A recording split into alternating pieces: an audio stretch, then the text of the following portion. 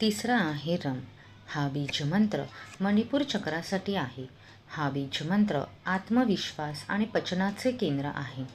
रम मंत्राचा जप केल्याने मणिपूर चक्र अधिक सक्रिय आणि शुद्ध होते. मणिपूर चक्राचे प्रतीक 10 लेपित कमलासह खालील दिशेने निर्देशित त्रिकोण आहे. या चक्राचा रंग पिवळा आहे आणि तो बिंबीवर म्हणजे नाभीवर स्थित आहे. हा मंत्र देवाची स्तुती करत नाही तर ध्वनी स्वरूपात देवता आहे.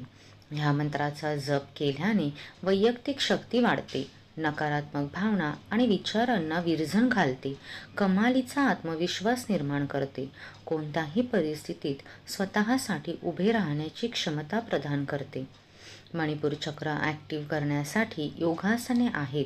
नौकासन, भुजंगासन, धनुरासन, अर्धमत्स्येंद्रासन. प्राणायाममध्ये कपालभाती, अग्निसार क्रिया, कुंभक यासारखी पोटावर ताण देणारी आसन आणि प्राणायाम पचनशक्ती वाढवून या चक्राला सक्रिय करतात.